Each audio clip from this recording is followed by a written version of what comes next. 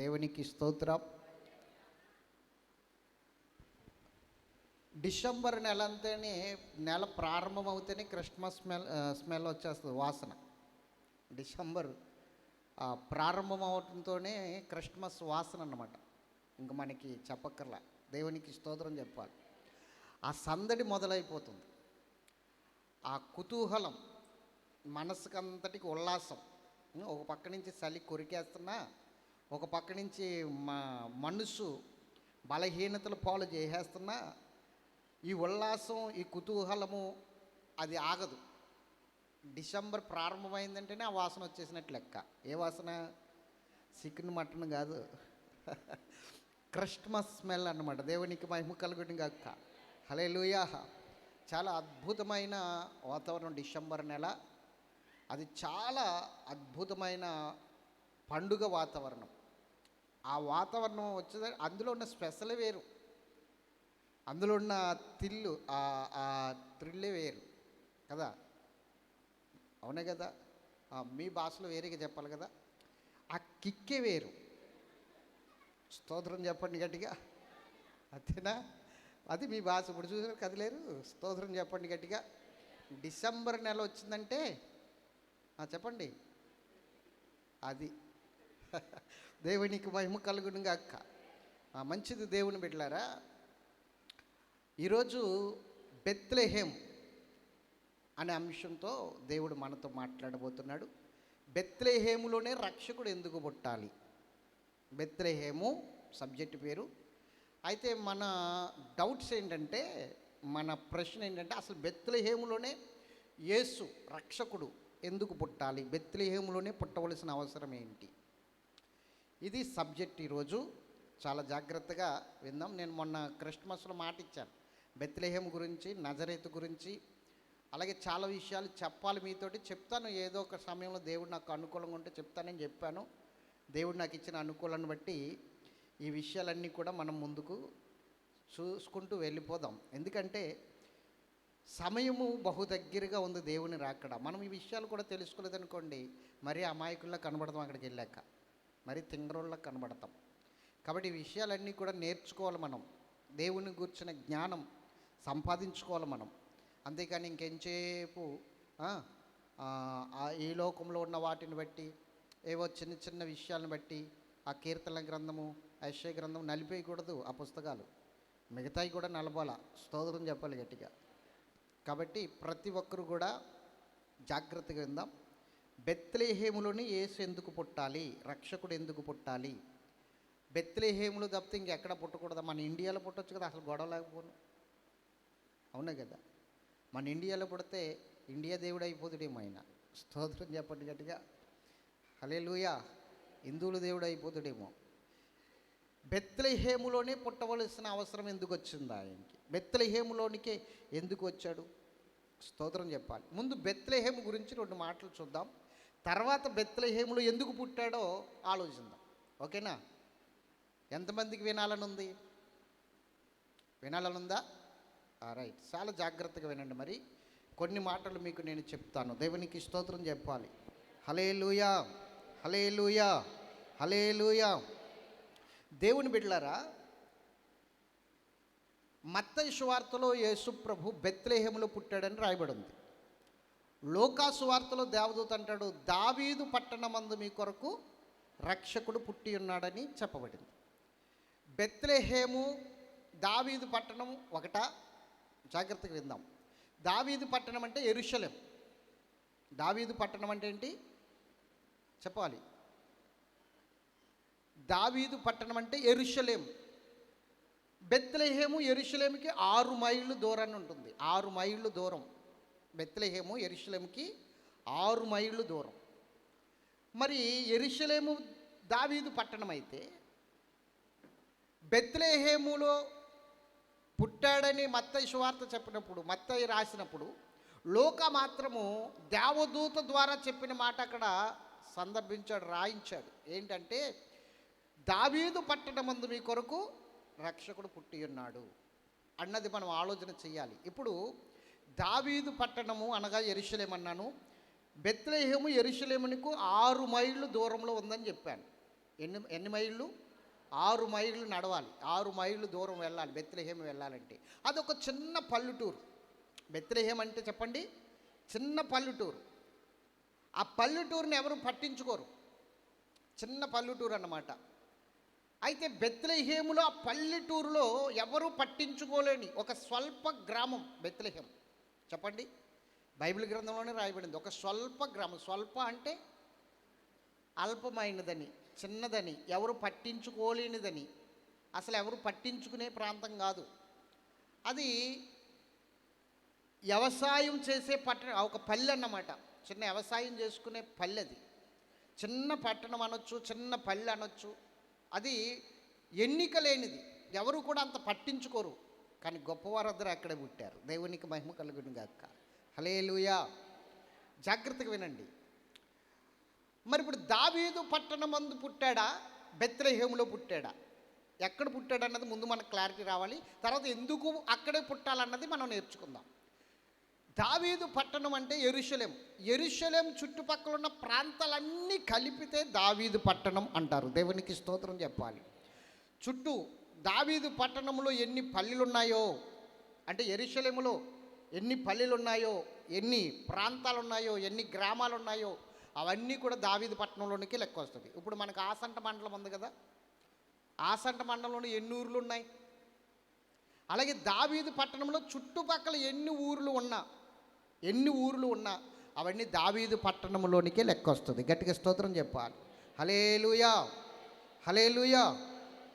అందుకనే దావీదు పట్టణం అని రాయబడింది. మీరు గమనించండి, బెత్లెహేములో పుట్టాడని మత్తయి సువార్తలో రాయబడి ఉంది. ఓకే, దావీదు పట్టణంలో పుట్టాడని లూకా సువార్తలో దేవుని దూత చెప్పాడు. చూడండి, ఆ లూకా సువార్త 2వ అధ్యాయము 10వ వచనం ఒకసారి చదవండి. 11, 10, 11 చదవండి. అయితే ఆ దూత భయపడకుడి, ఇదిగో ప్రజలందరికీ కలుగబోవు మహా సంతోషకరమైన శుభవర్తమానము నేను మీకు తెలియజేస్తున్నాను. దావీదు పట్టణమందు నేడు రక్షకుడు మీ కొరకు పుట్టి ఉన్నాడు. దేవునికి స్తోత్రం చెప్పండి. ఎక్కడ పుట్టి ఉన్నాడు? సరే, ఇప్పుడు ఒక్కసారి 15వ వచనం చదవండి. గొల్లలు ఎక్కడికి వెళ్ళారో చూద్దాం. ఆ దూతలు తమ యొద్ద నుండి పరలోకమునకు వెళ్ళిన తర్వాత, ఆ సమాచారం చెప్పేసి దూతలు పరలోకం వెళ్ళిపోయిన తర్వాత, ఆ గొర్రెల కాపరులు జరిగిన ఈ కార్యమును ప్రభు మనకు తెలియజేసి ఉన్నాడు. మనము బెత్లెహేం వరకు వెళ్ళి చూద్దాం రండని. ఇప్పుడు ఎక్కడికి వెళ్ళారు వీళ్ళు? దూత ఏం చెప్పాడు? బెత్లెహేం అని చెప్పాడా? దూత ఏం చెప్పాడు? దావీదు పట్టణం అని చెప్పాడు దూత. మరి వీళ్ళు ఎక్కడికి వెళ్దాం అనుకున్నారు? అంటే బెత్లెహేములో పుట్టాడని వీళ్ళకి తెలిసింది. ఎవరికి? గొర్రెల కాపర్లకి తెలిసింది. రైట్. తర్వాత జ్ఞానులు వెతుక్కుంటూ వస్తున్నారు ఆయన నక్షత్రాన్ని బట్టి వెతుక్కుంటూ వస్తున్నారు. వచ్చేసరికి వాళ్ళకి ఆ నక్షత్రం కనుమరుగైపోయేసరికి ఏం చేయాలో తెలియక, రాజుగా పుట్టినవాడు ఖచ్చితంగా అంతఃపురంలోనే పుడతాడు అన్న ఆలోచనతో వాళ్ళు ఏం చేశారంటే ఏరోదు రాజు దగ్గరికి వెళ్ళారు. ఏరోదు రాజు దగ్గరికి వెళ్ళి ఆ రాజును అడుగుతున్నారు. ఏమని అడుగుతున్నారో చూద్దాం. చూడండి, మత్తయి సువార్త 2వ అధ్యాయము. అందరూ తీశారా? మత్తయి సువార్త 2వ అధ్యాయము చదవండి 1 కానించి. రాజైన హేరోదు దినముల యందు యూదయ దేశపు బెత్లెహేములో యేసు పుట్టిన పిమ్మట ఇదిగో తూర్పు దేశపు జ్ఞానులు యెరూషలేమునకు వచ్చి యూదుల రాజుగా పుట్టినవాడు ఎక్కడున్నాడు? తూర్పు దిక్కున మేము ఆయన నక్షత్రమును చూసి ఆయనను పూజింపవచ్చితమని చెప్పారు. ఏరోదు రాజు ఈ సంగతి విన్నప్పుడు అతడును అతనితో కూడా యెరూషలేము వారందరూ కలవరపడ్డారు. కాబట్టి రాజు ప్రధాన యాజకులను ప్రజలలో నుండి శాస్త్రులను అందరినీ సమకూర్చి క్రీస్తు ఎక్కడ పుట్టినని వారిని అడిగాను. చూడండి, ఇప్పుడు వెంటనే ఒక పెద్ద పని అప్పచెప్పాడు వాళ్ళకి, శాస్త్రులకి, ప్రధాన యాజకులకి, కౌరంపించి ఒక పెద్ద పని. ఆయన ఎక్కడ పుట్టాడో చూడండి, అర్జెంటుగా లేఖనాలు తిరగేయండి అని చెప్తే ఆ శాస్త్రులు అలాగే అక్కడున్న అధిపతులు అంటే మతాధిపతులు, ఆ ధర్మశాస్త్ర ఉపదేశకులు అందరూ కూడా ఆ లేఖనాలను తిరగేశారు. తిరగేసి ఏం చెప్తున్నారు చూడండి, 4వ వచనం. కాబట్టి అందుకు వారు యూదయ బెత్లెహేములోనే ఏలయనగా చెప్పండి. ఇప్పుడు ఎక్కడ పుట్టాడని చెప్తున్నారు చెప్పాలి. యూదయ బెత్లెహేములోనే. స్తోత్రం చెప్పండి గట్టిగా. అంటే బెత్లెహేములోనే పుట్టాడు అని లేఖనాల ద్వారా వాళ్ళకి అర్థమైంది. ఒకటి, గొర్రెల కాపరులకు కూడా తెలిసింది బెత్లెహేములోనే పుడతాడు అని. అందుకని ఆయన దేవుని దూత వచ్చి, ఇదిగో మీ కొరకు దావీదు పట్టణమందు రక్షకుడు పుట్టి ఉన్నాడని చెప్తే, ఇప్పుడు ఈ గొర్రెల కాపరులు ఎక్కడికి వెళ్దాం అనుకున్నారు? రండి బెత్లెహేము వరకు వెళ్ళి చూసి వద్దాము. అంటే రక్షకుడు నిజంగా పుడితే ఎక్కడ పుట్టాలి? మాట్లాడరు ఏంటండి? రక్షకుడు నిజంగా పుడితే ఎక్కడ పుట్టాలి? బెత్లెహేములోనే. బెత్లెహేములోనే పుడతాడు. లేఖనాలు అలా రాయబడ్డాయి. కాబట్టి లేఖనాలు తెలిసిన వాళ్ళు ఎవరైనా సరే బెత్లెహేములోనే వెతుకుతారు యేసయ్యను. స్తోత్రం చెప్పాలి గట్టిగా. హల్లెలూయా, హల్లెలూయా.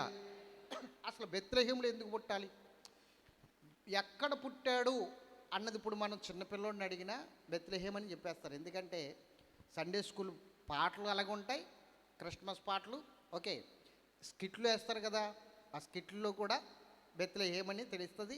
అలాగే వాక్యాలు కూడా బెత్లెహేములో పుట్టాడని. కాబట్టి చిన్న పిల్లని అడిగినా యేసు ఎక్కడ పుట్టాడు అంటే బెత్లెహేములో అని చెప్పేస్తారు. ఓకే, ఆయన బెత్లెహేములో పుట్టాడని గొర్రెల కాపర్లకు తెలుసు, జ్ఞానులకు తెలుసు, అలాగే రాజు దగ్గర ఉన్న శాస్త్రులకి, ధర్మశాస్త్ర ఉపదేశకులకు, వీళ్ళందరికీ తెలుసు బెత్లెహేములో పుట్టాడని.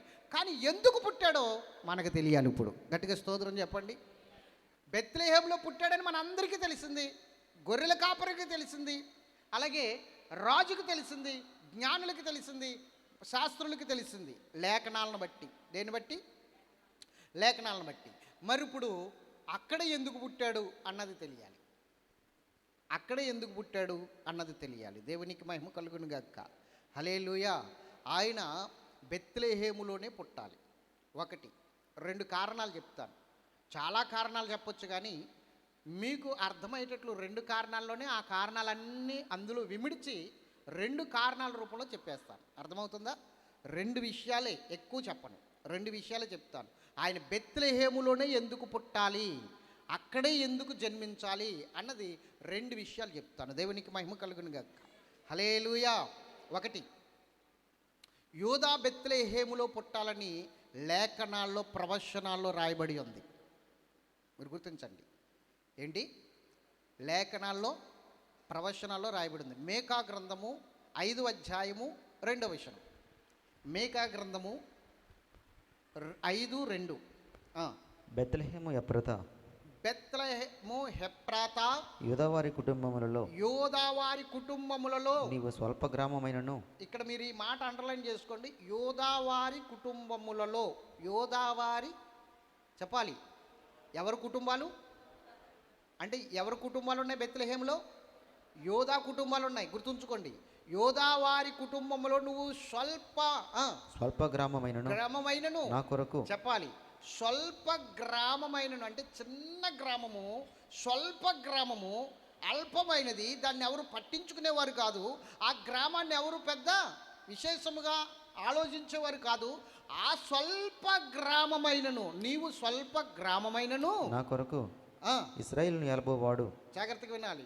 నా కొరకు ఇశ్రాయేలీలను ఏలబోవాడు నీలో నుండి వచ్చును. పురాతన కాలము మొదలుకొని శాశ్వత కాలము ఆయన ప్రత్యక్షమగుచుండెను. స్తోత్రం చెప్పండి. నేను మీకు ఒక మాట చెప్పాను. పూర్వకాలము, ఆది కాలము, అనాది కాలము. అవునా? ఈ మూడిట్ల గురించి కూడా సబ్జెక్ట్ చెప్తానని చెప్పాను. పూర్వకాలం అనేది ఒకటి, ఆది కాలం అనేది ఒకటి, అనాది కాలం అనేది ఒకటి. ఈ 3 విషయాలు మనకు తెలియాలి మొట్టమొదటిగా. అప్పుడు లేఖనాలు బాగా అర్థమవుతాయి. అదొక సబ్జెక్టు, నేను చెప్తాను. ఇప్పుడు మీరు ఇక్కడ చూడండి. ఈ స్వల్ప గ్రామంలో, బెత్లెహేం అనే స్వల్ప గ్రామంలో పుట్టబోయేవాడు ఎవరో తెలుసా? ఇజ్రాయేలీని ఏలబోవాడు మొట్టమొదటిగా. ఎవరిని? ఇజ్రాయేల్ ప్రజల్ని ఏలబోవాడు. 2 పురాతన కాలము నుండి చెప్పండి శాశ్వత కాలము వరకు ఆయన ప్రత్యక్షం అవుతూనే ఉన్నాడట. స్తోత్రం చెప్పాలి గట్టిగా, హల్లెలూయా. పురాతన కాలము నుండి అంటే ఓ పురాతన కాలము నుండి శాశ్వత కాలం అంటే ఇంక అంతము లేని కాలము, శాశ్వతముగా ఉండే కాలము. అర్థమవుతుందా? అంతము లేని కాలము, శాశ్వతముగా ఉండే కాలము, అది నిత్య జీవానికి సంబంధించిన కాలము.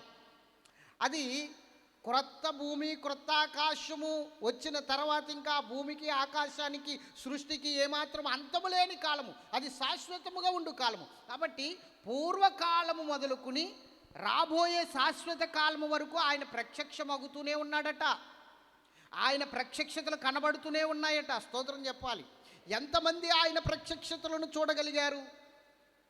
పూర్వకాలము నుండి ప్రత్యక్షమవుతున్నాడట ఆయన. ఓకే, పూర్వకాలము నుండి ఎప్పటి వరకు సార్? ఎప్పటి వరకు ప్రత్యక్షమవుతున్నాడు అంటే రాబోయే శాశ్వత కాలము వరకు కూడా ఆయన ప్రత్యక్షమవుతూనే ఉన్నాడట.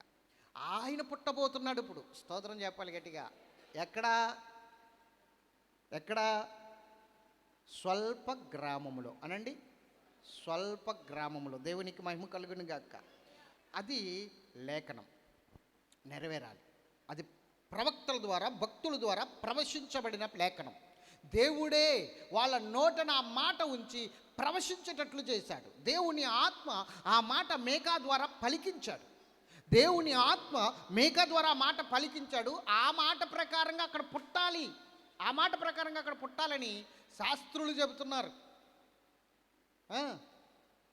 ధర్మశాస్త్ర ఉపదేశకులు చెప్తున్నారు. ఇందాక చదివాం కదా, మత్తయి సువార్త 2వ అధ్యాయము 4-5 వచనాలు. 5వ వచనం చదవండి, 4వద్దు కానీ 5 చదవండి. అందుకు వారు యూదా బెత్లెహేములోనే. ఎక్కడ పుట్టాడని రాజు అడిగితే యోధా బెత్లెహేములోనే పుట్టాడు సార్. ఎందుకు పుట్టాడు యోధా బెత్లెహేములో? మొదటి కారణం చెప్తున్నాను, చదవండి. అనగా ఎందుకంటే యూదా దేశపు బెత్లెహేమా, యూదా దేశపు బెత్లెహేమా, నీవు యూదా ప్రజలలోను ఎంత మాత్రము అల్పమైన దానివి కావు. ఇశ్రాయేలును నా ప్రజలను పరిపాలించు అధిపతి నీలో నుండి వచ్చును అని ప్రవక్త ద్వారా రాయబడి ఉన్నది కాబట్టి అందుకు పుట్టాలన్నారు. స్తోత్రం చెప్పండి గట్టిగా. ఎందుకు పుట్టాలి?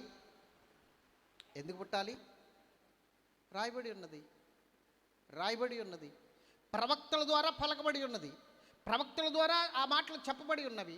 అందుకని అక్కడ పుట్టాలి. ఇది మెయిన్ కారణం అనుకుంటాం. స్తోత్రం చెప్పాలి గట్టిగా. ఎందుకు అక్కడ పుట్టాలి అంటే ప్రవక్తల ద్వారా దేవుడు ప్రవశించాడు. ఒకటి రైట్. ఈ ఒకటిలోనే ఇంకొక మాట చెప్తాను మీకు. ప్రవక్తల ద్వారా ప్రవశించాడు రైటే. ప్రవక్తల ద్వారా ప్రవశించినందుకే అక్కడ పుట్టించాడా?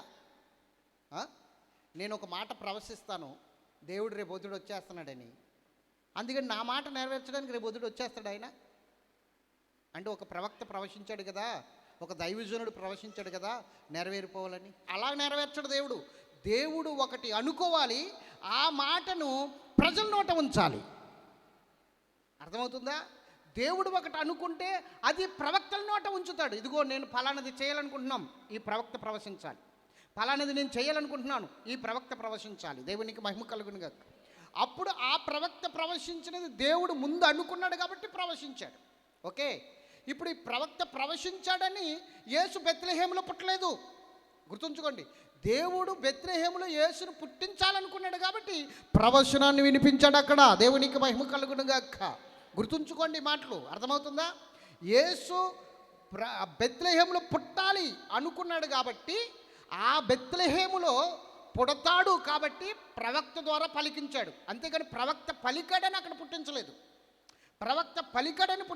ఈ మాటకి అర్థం మీరు గ్రహించుకోవాలి. రెండిట్లకి తేడా గ్రహించాలి. ప్రవక్త పలికినందుకు పుట్టించలేదు, పుట్టించాలనుకున్నాడు కాబట్టి ప్రవక్త పలికాడు. స్తోత్రం చెప్పాలి గట్టిగా. అర్థమవుతుందా మీకు? ఎంతమందికి అర్థమవుతుంది? ప్రవక్త పలికాడు. అసలు ఎందుకు పుట్టించాలనుకున్నాడు? ఆ బెత్లెహేములోనే మొదటి కారణం చెప్తున్నాను వినండి. ఎందుకు పుట్టించాలనుకున్నాడంటే యెహెజ్కేలు గ్రంథము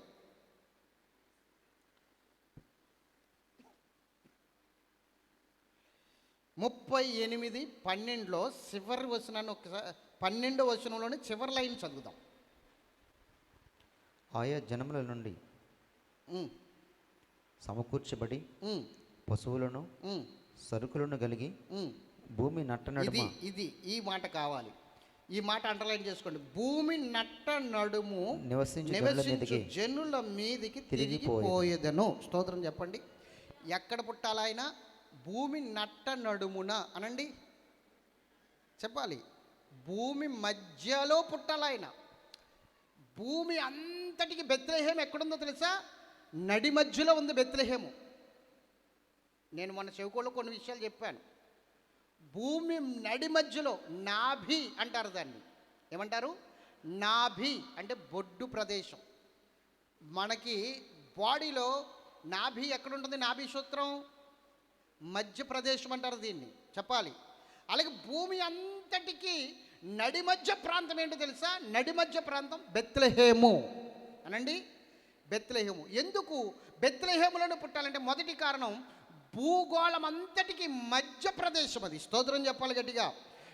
నట్ట నడుమ ప్రదేశం అది. నట్ట నడుమ ప్రదేశం బెత్లెహేం. అక్కడికి రావాలి ఆయన. ఎందుకు రావాలి? ఆయన ఒక ప్రాంతానికి సంబంధించిన దేవుడు కాదు కాబట్టి, ఒక రాష్ట్రానికి సంబంధించిన దేవుడు కాదు కాబట్టి, ఒక దేశానికి సంబంధించిన దేవుడు కాదు కాబట్టి, లేదా ఒక జిల్లాకు సంబంధించిన దేవుడు కాదు కాబట్టి ఆయన ఎవరో తెలుసా? అందుకే దూత ఒక మాట చెప్పాడు ఆయన పుట్టినప్పుడు. ఇదిగో ప్రజలందరికీ కలగబోవు మహా సంతోషకరమైన వర్తమానం అన్నాడు ఆయన. స్తోత్రం చెప్పండి. దేవదూత ఏం చెప్పాడో తెలుసా? ప్రజలందరికీ ఆయన రక్షణ కావాలి కాబట్టి నడి మధ్యలో పుట్టాడు ఆయన. నట్ట నడుమ, భూమి నట్ట నడుమ మధ్యలో పుట్టాడు. అలా పుట్టడానికి మెయిన్ కారణం, బెత్లెహేములోనే పుట్టడానికి మెయిన్ కారణం ఏమిటంటే అది భూమికి నట్ట నడుమ ఉంది. చెప్తున్నారు ఇక్కడ, అర్థమవుతుందా? ఎక్కడుంది బెత్లెహేము? నట్ట నడుముంది, మధ్యలో ఉంది. భూమి అంతటికి మధ్యలో బెత్లెహేం అనేది ఉంది. అందుకని ఇక్కడ ప్రవచనం చూడండి. భూమి నట్ట నడుమ నివసించు ప్రజల యొద్దకు, భూమి నట్ట నడుమ నివసించు ప్రజల మీదకు నేను దిగిపోవేదను. అవునా కాదా? అంటే బెత్లెహేం ఎక్కడుంది ఇప్పుడు? ఎక్కడుంది? ఎస్, స్తోత్రం చెప్పండి. మీరు గూగుల్లో సెర్చ్ చేయండి, మీకు అన్ని వివరాలు వచ్చేస్తాయి. బెత్లెహేము భూమి నట్ట నడుమ ఉందో లేదో మీకు అర్థమైపోతుంది. నట్ట నడుమ ప్రదేశంలోని యేసుక్రీస్తు ఎందుకు పుట్టాలి? రక్షకుడు ఎందుకు పుట్టాలంటే ఆయన రక్షణ కేవలం ఒక జాతి వారి గురించి కాదు కాబట్టి, ఒక దేశపు వారి నిమిత్తం కాదు కాబట్టి, మొత్తం భూమి మీద ఉన్న సమస్త జనులు ఆయన ప్రజలే. భూమి అందంతటా చెదిరిపోయారు ఆదికాండం 11వ అధ్యాయంలో. కాబట్టి వాళ్ళందరికీ కావాలి కాబట్టి భూమి మీద ఉన్న జనులందరి మధ్యలో వీళ్ళందరూ నా వారే, నేను అందరి వాడిని అని చెప్పడానికి బెత్లెహేముని ఎన్నుకున్నాడు దేవుడు. ఇది మొదటి విషయం. స్తోత్రం చెప్పాలి గట్టిగా. హల్లెలూయా, హల్లెలూయా. బెత్లెహేముని ఎన్నుకోవడానికి, అక్కడే ఆయన పుట్టడానికి కారణం బెత్లెహేము భూమి నట్ట నడుమున ఉంది. యెరూషలేము ఇది నేను కోరుకున్న స్థలం అన్నాడు దేవుడు. అక్కడ పుట్టించవచ్చుగా, యెరూషలేములో కాదు. యెరూషలేములో ఎక్కడో 6 మైళ్ళ దూరములో ఉన్న మారుమూల గ్రామము, స్వల్ప గ్రామమైన ఒక చిన్న గ్రామము బెత్లెహేములో ఆయన పుట్టాడు. ఓకే, ఇది మీరు గుర్తుంచుకోండి. ఇది మెయిన్ పాయింట్, 1వ పాయింట్. నెంబర్ 1, ఆయన బెత్లెహేములోనే ఎందుకు పుట్టాలా? ఎంతమందికి అర్థమైంది? రక్షణ ఎంతమందికి కావాలి ఇప్పుడు? ప్రజలందరికీ కావాలా వద్దా? ఇజ్రాయేల్ జాతికేనా? యోధా జాతికేనా?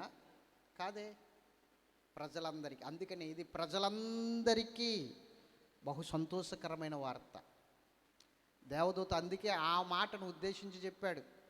ఇది ప్రజలందరికీ సంతోషకరమైన శుభవర్తమానం అని చెప్పాడు ఆయన. ప్రజలందరికీ కలగబోవు సంతోషకరమైన శుభవర్తమానం. యేసు పుట్టాడు బెత్లెహేములో. బెత్లెహేము భూమి నట్ట నడుమన ఉంది. అందుకని ఆయన మధ్యలోకి వచ్చి పుట్టవలసి వచ్చింది. మధ్యలోకి వచ్చి పుట్టవలసి వచ్చింది. రెండు ఆయన ఎందుకు అక్కడ పుట్టాడంటే ఆ ఇంటిలో పుట్టాలి ఆయన. ఎక్కడ పుట్టాలి? ఆయన ఇంట్లోనే పుట్టాలి. చెప్పండి, ఎక్కడ పుట్టాలి? మాట్లాడరేంటండి? ఎక్కడ పుట్టాలి? ఆయన ఇంటిలో అనండి. అవునా కదా? తల్లి పుట్టింటి దగ్గరే కదా డెలివరీ అవ్వాలి. అలాగే దేవుడు కూడా తన ఇంటిలోనే యేసు పుట్టాలనుకున్నాడు. తన ఇంటిలోనే. తన ఇల్లు అంటే యోధా బెత్లెహేము. యోధా అంటే స్తుతి, బెత్లెహేం అంటే రొట్టెల ఇల్లు. అర్థమవుతుందా? రొట్టెల ఇల్లు. యోధా బెత్లెహేము. జాగ్రత్తగా వినండి. తన ఇంటిలో పుట్టాలి. ఎలా పుట్టాలి? అసలు తన ఇల్లు ఎక్కడుంది? తన ఇల్లు ఎక్కడుందంటే మీరు గమనించండి. రూతు మోయాబీ స్త్రీ. యెరూషలేము వచ్చింది, బెత్లెహేం వచ్చేసింది. ఎక్కడికి వచ్చింది? బెత్లెహేము అనండి. నయోమి తీసుకుని వచ్చేసింది బెత్లెహేము రూతుని. రూతు నయోమి ఇద్దరు కలిసి వచ్చేసారు బెత్లెహేం. ఆ బెత్లెహేంకి వచ్చిన తర్వాత బోయాజు అనే వ్యక్తి, రూతుకు 40 సంవత్సరాల వయసు, అప్పటికి బోయాజుకి 80 సంవత్సరాల వయసు. మొత్తం వాళ్ళిద్దరికి తేడా 40 సంవత్సరాలు. బోయాజుకి రూతుకి ఎన్ని సంవత్సరాలు తేడా తెలుసా? 40 సంవత్సరాలు. బోయాజు రూతుని పెళ్లి చేసుకున్న తర్వాత ఒక్కరోజే కాపురం చేశాడు, మన్నాడు చనిపోయాడు. ఈ విషయాలన్నీ చరిత్ర ఆధారం చేసుకుని మాట్లాడాల. స్తోత్రం చెప్పాలి. ఒక్కరోజే రూతుని పెళ్లి చేసుకున్న తర్వాత ఈ యోధా బెత్లెహేములో ఉన్న ఈ బోయాజు ఒక్కరోజు ఆమెతో కాపురం చేశాడు. ఆ ఒక్కరోజు ఆమెతో కాపురం చేసినందుకు బోయాజుకి ఓబేదు పుట్టాడు. స్తోత్రం చెప్పాలి. ఎవరు పుట్టారు? ఓబేదు అనండి. ఓబేదు.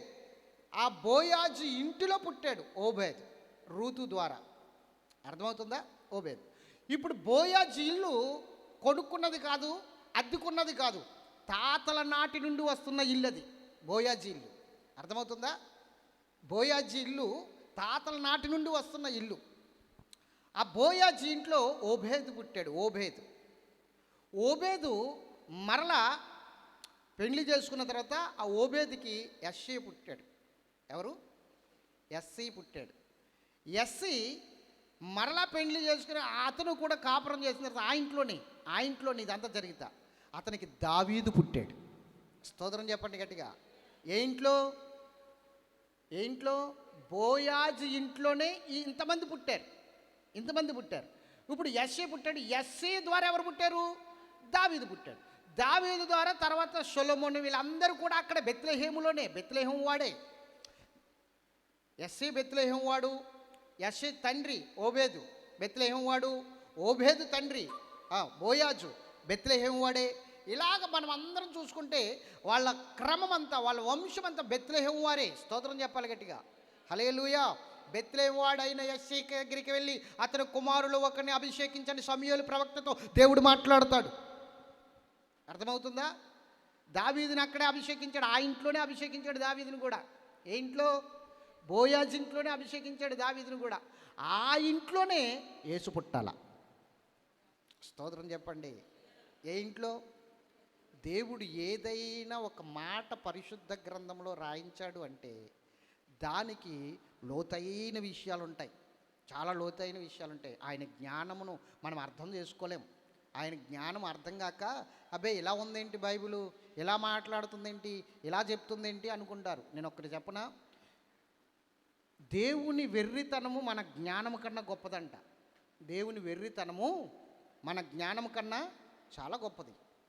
మన జ్ఞానం ఆయన వెర్రితనమే అర్థం చేసుకోలేదు, ఇంకా ఆయన జ్ఞానం అర్థం చేసుకుంటుందా చెప్పండి? ఆయన జ్ఞానం అర్థమవుతుందా మనకి? ఆయన వెర్రితనమే మనకు అర్థం కాదు. తీయండి, ఆ మాటలు చూపిస్తాను. కొరింథీయులకు రాసిన మొదటి పత్రిక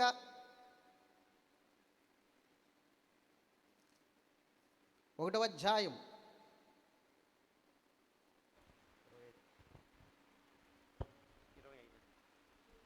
24వ వచనం చదవండి.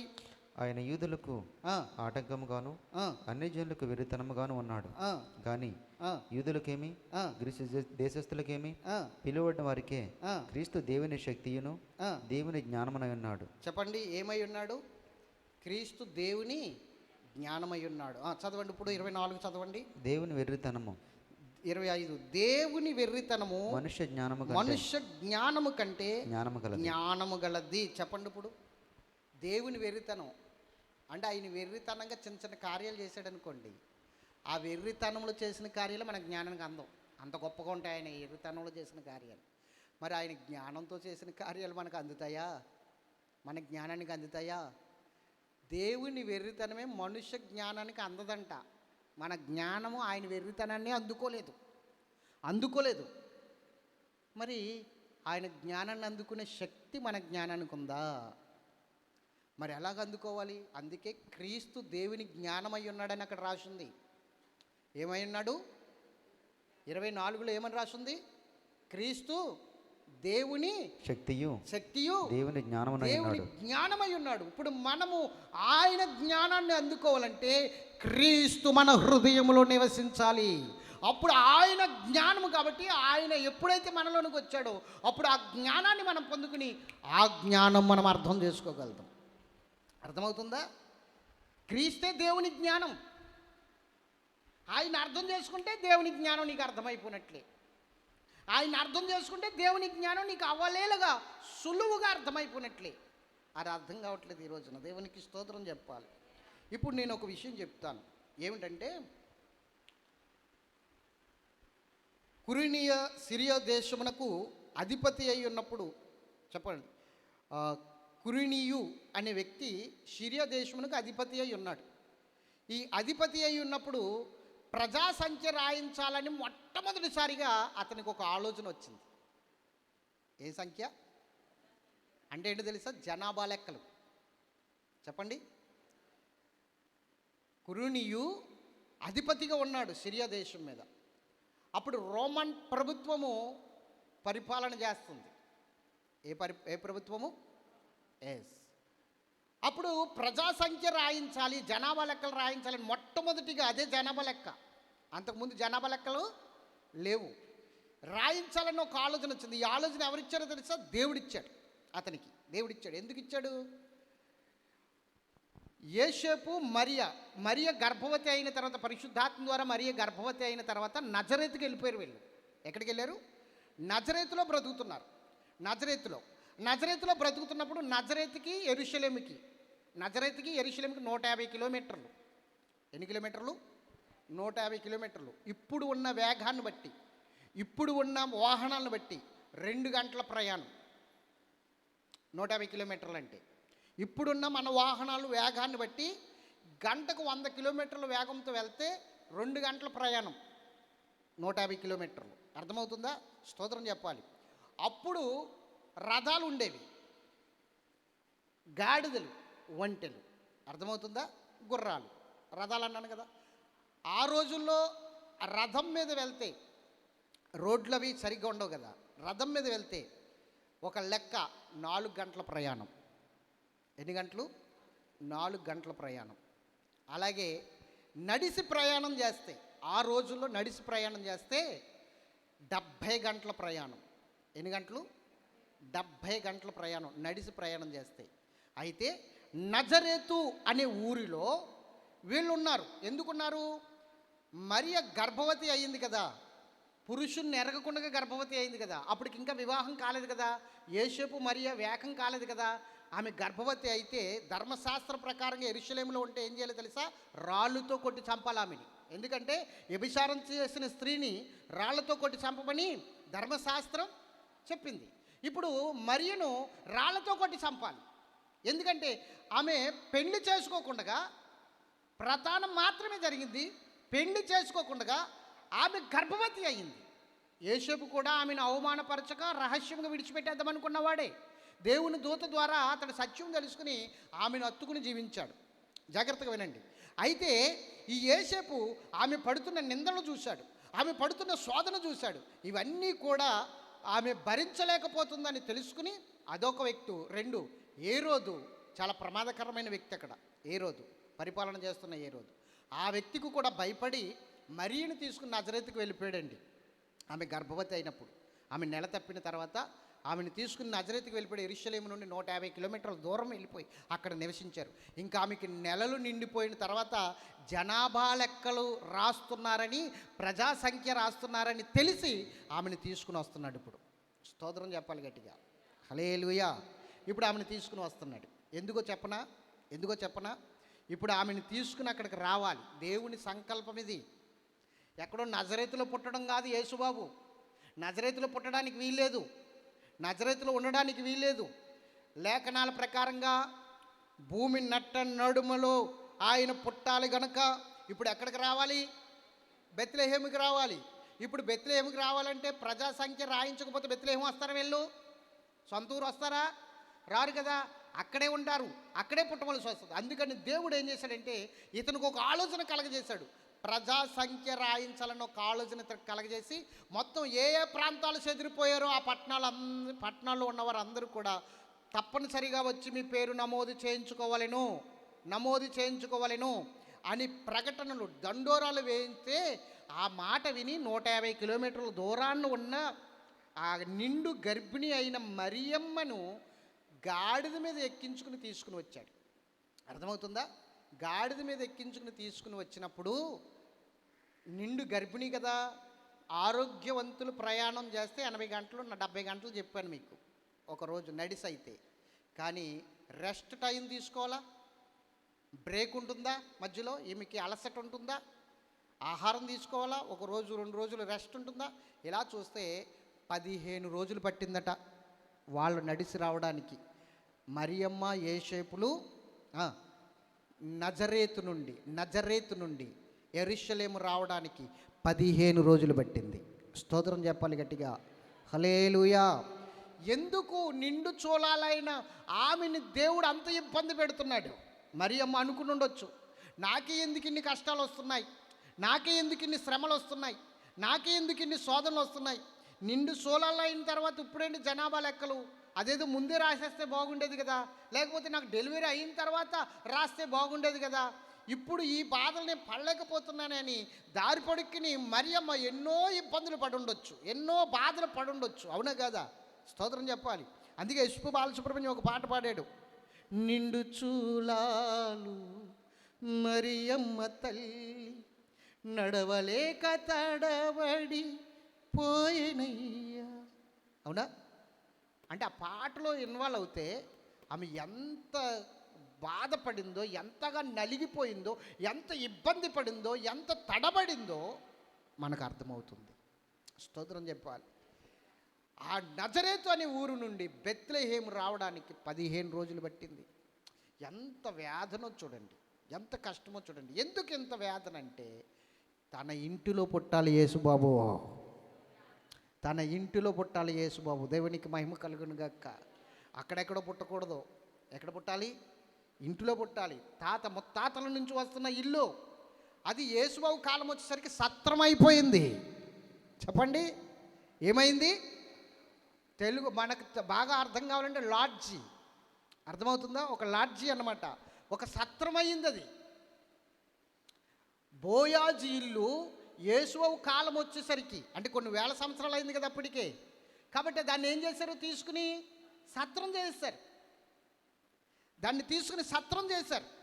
అయితే ఈ నజరేతు అనే ఊరు నుండి బెత్లెహేములకు నడిచి వస్తున్నారు. చదువుదాం చూడండి, లూకాసు వార్త 2వ అధ్యాయం 2 కానించి 5 వచనాలు చదువుదాం. 2, 3, 4, 5 వచనాలు చదవాలి. లూకా 2 నుండి 5 వరకు. ఇది కురేనియా సిరియా దేశము వరకు అధిపతి ఉన్నప్పుడు జరిగిన మొదటి ప్రజా సంఖ్య అందరును ఆ సంఖ్యలో వ్రాయబడుటకు తమ పట్టణమునకు వెళ్ళిరి. యోసేపు దావీదు వంశములోను గోత్రములోను పుట్టినవాడు గనుక తనకు భారీగా ప్రదానం చేయబడిన గర్భవతి అయ్యుండిన మరియతో కూడా ఆ సంఖ్యలో వ్రాయబడుటకు గలిలయలో నజరేతు నుండి యూదయలోని బెత్లెహేము అనబడిన దావీదు ఊరికి వెళ్ళాను. చెప్పండి, నజరేతు నుండి ఎక్కడికి వచ్చాడు? నజరేతు నుండి ఎక్కడికి? యోదయ బెత్లెహేము 150 కిలోమీటర్ల దూరం వచ్చాడటండి. చదవండి తర్వాత. చదవండి. 6 వచనం 7 వచనం. వారు అక్కడ ఉన్నప్పుడు ఆమె ప్రసవ దినములు నిండి కనుక అది వారు అక్కడికి వచ్చిన తర్వాత అక్కడ ఉన్నప్పుడు ఆమె ప్రసవ దినం అక్కడ ఉన్నప్పుడు ఎక్కడ? రోడ్డు మీద కాదు, దారి పక్కన కాదు. అర్థమవుతుందా? రోడ్డు మీద కాదు, దారి పక్కన కాదు, లేకపోతే ఆడెవడన్నాడు లారీ పక్కన అని, అక్కడ కాదు. స్తోత్రం చెప్పాలి గట్టిగా. వారు అక్కడ ఉన్నప్పుడు, వారెక్కడ ఉన్నప్పుడు ఆమె ప్రసవ దినములు నిండెను గనుక తన తొలుసూలు కుమారుని కని పొత్తిగుడ్డలతో చుట్టి సత్రములో, అది సత్రములో వారికి స్థలం లేనందున, చెప్పండి, ఇరికించుకుని ఉన్నారండి. ఏదో ఆ 2 రోజులోని డెలివరీ అయ్యింది. బిడ్డను పడుకోబెట్టడానికి సత్రంలో చోట్లేదు. సత్రంలోనే డెలివరీ అయ్యింది. ఎక్కడైంది? సత్రంలోనే డెలివరీ అయింది. వాక్యాన్ని అర్థం చేసుకో జాగ్రత్తగా. ఆ సత్రంలో డెలివరీ అయితే ఆ బిడ్డను పడుకోబెట్టడానికి, ఈమె ఉండడానికి అక్కడ స్థలం లేదు. అందుకని ఆ బిడ్డను పొత్తుగుడ్డలతో చుట్టేసి గబగబా వచ్చి క్రింద పశువుల పాక ఒకటి ఉంది. పశువుల పాక మీకు అర్థమవుతుందా? పశువుల పాక. ఆ పశువుల పాకలో తొట్టె ఉంటే, పశువులు మేత తినే తొట్టె, ఆ తొట్టిలో పడుకోబెట్టిందట పైనుంచి కిందకు వచ్చి. దేవునికి మహిమ కలుగునుగాక. డెలివరీ అయింది సత్రంలోనే. ఆ సత్రం ఎవరిది? బోయాజు ఇల్లు అది. బోయాజు నుంచి అక్కడ ఓబేదేదు పుట్టినాడు. ఓబేదేదు కాపురం చేశాడు. ఓబేదు కాపురం చేసిన తర్వాత యెషీ పుట్టాడు. యెషీ కాపురం చేశాడు. మళ్ళీ దావీదు పుట్టాడు. దావీదు కాపురం చేశాడు. సొలొమోను పుట్టాడు. వీళ్ళందరూ చేసిన తర్వాత కొన్నాళ్ళకి అదేమైపోయింది? ఎందుకు అయిపోయింది? యోధావారు అందరూ ఎక్కడికి వెళ్ళిపోయారు తెలుసా? బబులోను సంస్థానానికి వెళ్ళిపోయారు. బబులోను సంస్థానానికి వెళ్ళిపోయిన తర్వాత ఏమైంది? ఇది సత్రం అయింది. అర్థమవుతుందా? అప్పుడు సత్రముగా మారిపోయింది. సత్రముగా మారిపోయిన తర్వాత ఆ సత్రంలోనికి విడిది ఇల్లు అనొచ్చు, సత్రం అనొచ్చు. విడిదిగా వచ్చారు. అక్కడికి సత్రంలోనికి వచ్చారు, తలదాచుకున్నారు. అక్కడే డెలివరీ అయింది. చోటు లేదు ఇంకా పిల్లని పడుకోబెట్టడానికి. ఆ బాబుని పడుకోబెట్టడానికి చోటు లేకపోయేసరికి పొత్తుగుడ్డల్లో చుట్టారు. చుట్టి గబగబా భార్య భర్తలు ఆ బిడ్డను తీసుకుని వచ్చి పశువుల పాకలో, చదవండి కిందకి, తన తొలుసూలు కుమారుని కని పొత్తుగుడ్డలతో చుట్టి సత్రములో వారికి స్థలము లేనందున ఆయన పశువుల తొట్టిలో పరుండబెట్టారు. అది లెక్క. ఎక్కడికన్నారు ఇప్పుడు? 1, భూమి నడి మధ్యలో పుట్టాలి, అది బెత్లెహేమే. 2, యేసు బాబు ఆయన ఇంటిలో పుట్టాలి, అది బెత్లెహేములో ఉన్న బోయాజీ ఇల్లు సత్రము. స్తోత్రం చెప్పాలి గట్టిగా. ఇది మీరు అర్థం చేసుకోవాలి. యేసు బాబు బెత్లెహేములోనే ఎందుకు పుట్టాలి? 2 విషయాలు చెప్తానన్నాను కదా. ఈ 2 విషయాలు ఎంతమందికి అర్థమయ్యాయి? అర్థమయ్యాయా? జాగ్రత్తగా వినాలి. ప్రతి దానికి ఒక లెక్క ఉంటుంది. ఆ లెక్క ప్రకారంగా మనం పరిశుద్ధ గ్రంథాన్ని చదివితే మనకు అన్నీ అర్థమవుతాయి, మనకు బాగా అర్థమవుతాయి. స్తోత్రం చెప్పాలి. కాబట్టి ఇప్పుడు మనం అర్థం చేసుకుంటే బెత్లెహేములో పుట్టాడని అందరికీ తెలుసు, కానీ ఎందుకు పుట్టాడో కొందరికే తెలుసు. ఇప్పుడు ఎంతమందికి అర్థమైంది? బెత్లెహేములోనే ఎందుకు పుట్టాడు చెప్పాలి. ఇప్పుడు ఎందుకు పుట్టాడు చెప్పాలి. రక్షకుడు అక్కడ ఎందుకు పుట్టాలంటే ప్రజలందరికీ కావలసిన కార్యం అది, సంతోషకరమైన విషయం అది. పాప క్షమాపణ రావాలి, రక్షణ పొందాలి ప్రజలందరూ. అందుకని ఏదో ఒక ప్రాంతాన్ని పుడితే కాదు, ఏదో ఒక మూల పుడితే కాదు, ఏదో ఒక ఖండంలో పుడితే కాదు. స్తోత్రం చెప్పాలి. హల్లెలూయా. అందుకని నడి మధ్యలో, భూమి నడి మధ్యలో, నట్ట నడుమ మధ్యలో ఆయన పుడితే అందరికీ వర్తిస్తాడు ఆయన. అది లెక్క, దేవుని లెక్క. అర్థమైందా? చెప్పాలి. నేను ఒకటి చెప్పనా?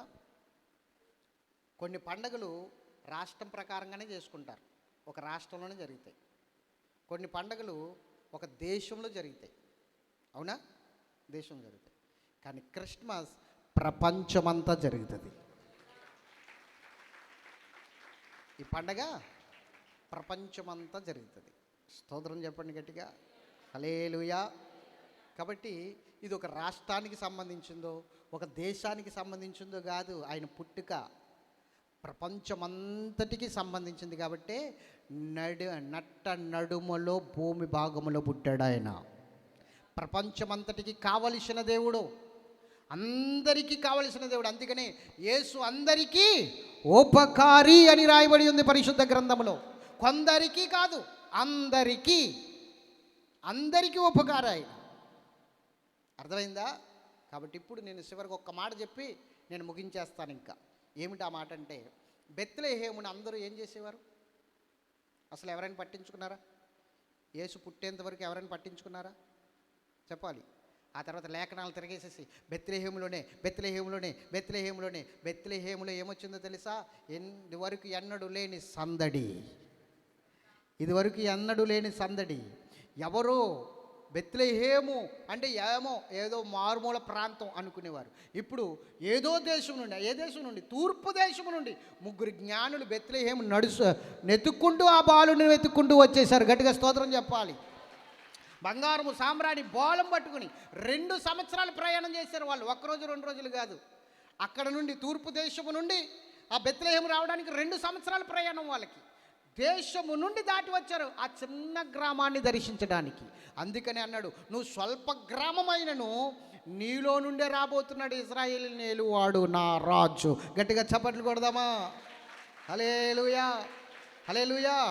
ఇప్పుడు అది స్వల్ప గ్రామం ఒకప్పుడు, పనికిమాలిన గ్రామం ఒకప్పుడు, గుర్తింపు లేని గ్రామం ఒకప్పుడు. కానీ ఇప్పుడు ప్రపంచమంతటిలో కూడా బెత్లెహేము గురించి తెలియని వారు లేరు. బెత్లెహేము గురించి పాటలు పాడుతున్నారు, బెత్లెహేము గురించి ఎంతో కవిత్వాలు చెప్తున్నారు, బెత్లెహేము గురించి నాటకాలు వేస్తున్నారు. గట్టిగా స్తోత్రం చెప్పాలి. అలాగా ఒక పక్కకి వెళ్ళిపోయిన గ్రామాన్ని ఇప్పుడు ప్రపంచమంతటిలో గుర్తింపు గ్రామముగా తీసుకుని వచ్చాడు నా యేసు అక్కడ పుట్టి. నేనంటాను, యేసుక్రీస్తు ప్రభువారు దేవుడు, సృష్టికర్త అయిన దేవుడు. ఎవరు ద్వేషించబడుతున్నారో, ఎవరు చిన్నచూపు చూడబడుతున్నారో వారిలో గనక ఆయన పుడితే వారు ప్రపంచమంతటికి గణనీయముగా మారబోతున్నారు, శోభాతిశయ కారణముగా మారబోతున్నారు, శోభాతిశయముగా నిలబెట్టబోతున్నాడు వారిని. దేవునికి స్తోత్రం చెప్పాలి. ఒక పల్లెటూరులో, ఒక మారుమూల గ్రామంలో, స్వల్ప గ్రామంలో యేసు పుడితేనే ఈరోజు ప్రపంచమంతటికి బెత్లెహేము ఎలా తెలిసిందో, ఏ విధముగా ఎత్తబడిందో పైకి, అలాగే యేసు నీలో నాలో పుడితే మనము కూడా అలాగే ఎత్తబడతాము, ప్రపంచమంతటికి తెలిసేటట్టు. పుట్టాలి మనలో యేసు పుట్టాలి మనలో. అర్థం చేసుకో. యేసు పుట్టిన తర్వాతే బెత్లెహేముకి గొప్ప నేమ్ వచ్చింది. ఈరోజు బెత్లెహేము గురించి ఎన్ని పాటలండి, యూట్యూబ్ ఆన్ చేయండి, ఎన్ని పాటలు వస్తాయి. బెత్లెహేములో సందడి పశుల పాకలో. మీకు ఉండదులే, మనకెంచేపు ఏముంటుంది సందడి, మనకెంచేపు ఆ సందడే. దేవునికి మహిమ కలుగును గాక. చెప్పండి, అంత పోలో చెప్తున్నాను, అసలు అర్థం చేసుకుంటున్నారా నా బాధ? చిచ్చి, నేను కూడా బెత్లెహేముకి వెళ్ళిపోతాను. ఇంకా స్తోత్రం చెప్పాలి గట్టిగా. దేవునికి స్తోత్రం చెప్పండి. దేవుని బిడ్డలారా గమనించండి, బెత్లెహేము స్వల్ప గ్రామం, అల్ప గ్రామం, చిన్న గ్రామం, మారుమూల గ్రామం. ఈరోజు బెత్లెహేము గురించి ప్రతి నోట పాటే, ప్రతి నోట. చిన్న పిల్లడు కూడా బెత్లెహేము గురించి ఆడొచ్చి రాని మాటలతో బెత్లెహేములో సందడని పాడతాడు. స్తోత్రం చెప్పాలి గట్టిగా. మరి బెత్లెహేముకి అంత ఘనత ఎలా వచ్చిందండి? యేసు పుట్టాడు, రక్షకుడు పుట్టాడు. కాబట్టి నీలో కూడా ఆయన పుడితే నీ స్థితి కూడా ఎక్కడో ఉంటుంది, ఉన్నతమైన స్థితిలో ఉంటుంది. ఈరోజు యేసు పుట్టడానికి హృదయాన్ని అర్పించట్లేదు ఎవరు కూడా. అర్పించి చూడు. యేసు నీలో పుట్టాలి.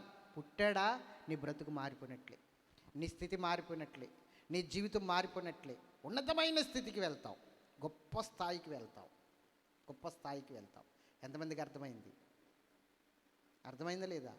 యేసు నీలో పుట్టడానికి ప్రయాసపడు, అంతేగాని యేసు చేసే కార్యాల గురించి ప్రయాసపడకు. యేసు చేసే కార్యాలు కొద్దిగానే దొరుకుతాయి నీకు.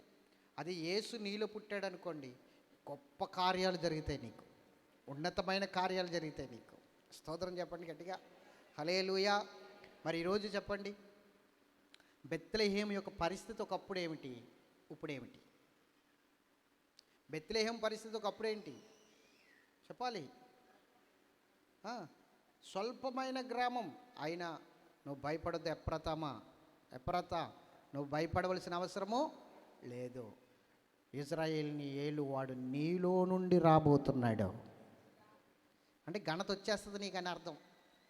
ఎంత దూషించబడ్డావో, ఎంత వేలన చేయబడ్డావో, ఎంత త్రోసివేయబడ్డావో అంత ప్రధానమైన దానిగా, ప్రాముఖ్యమైన దానిగా ఎత్తబడతావని అర్థం. అంతే కదా. మరి యేసు పుట్టాలి కదా, యేసు పుట్టాలి, మనందరిలో పుట్టాలి. యేసు ఏ హృదయంలో పుడతాడో అదొక గొప్ప బెత్లెహేముగా మారబోతుంది. ఆ హృదయం గొప్ప బెత్లెహేముగా మారబోతుంది. దేవుని ఇల్లుగా మారబోతుంది. ఓకే, అర్థమైన వారు గట్టిగా స్తోత్రం చెప్పండి.